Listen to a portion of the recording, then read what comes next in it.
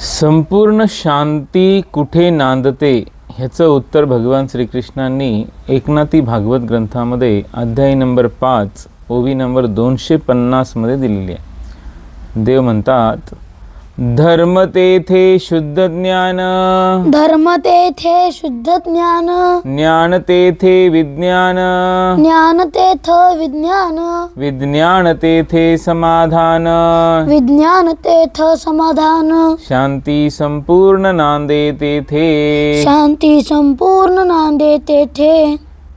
धर्माच्या ठिकाणी शुद्ध ज्ञान आहे असं देवाने सांगितलेलं आहे. जसं जिथं बीज आहे तिथं फळासहित झाड आहे, जिथं चंदन आहे तिथं सुगंध आहे, जिथं जल आहे तिथे रस आहे, जिथं देह आहे तिथं कर्म आहे, जिथं रूप आहे तिथं नाम आहे, आणि जिथं धन आहे तिथे धर्माचा सोहळा आहे.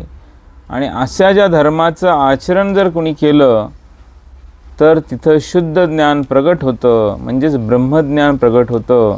आणि जिथं शुद्ध ज्ञान आहे तिथे दैवी शक्तीची अनुभूती येते, म्हणजेच विज्ञान आहे. आणि जिथं विज्ञान आहे, जिथं जे दैवी शक्तीची अनुभूती येते तिथे मनाला समाधान प्राप्त होते. आणि जिथं समाधान असतं तिथं मग संपूर्ण शांती नांदते. असं या ठिकाणी देवाने शांतीचं सूत्र सांगितलेलं आहे. मनाच्या शांतीला प्राप्त करायचं असेल तर धर्माचं आचरण करावं लागेल, हे या ओवीमध्ये स्पष्टपणे देवाने सांगितलेलं आहे.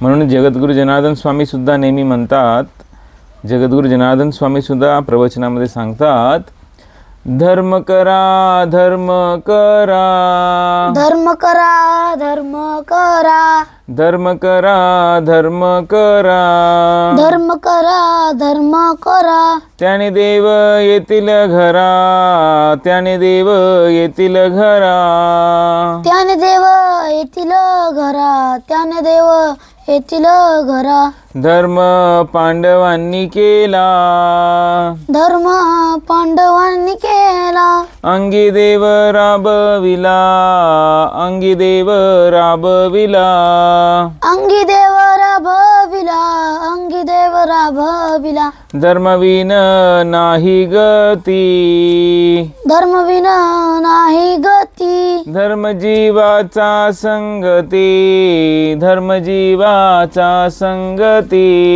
धर्मजीवाचा संगती, धर्मजीवाचा संगती. म्हणून धर्माचं आचरण म्हणजे देवानी जे नियम दिलेले आहेत त्या नियमांचं पालन करणं, आपल्या कर्तव्याचं पालन करणं, या नियमांचं पालन करणं म्हणजे धर्माचं आचरण. असं जो करतो त्या व्यक्तीच्या सोबत देव राहतो.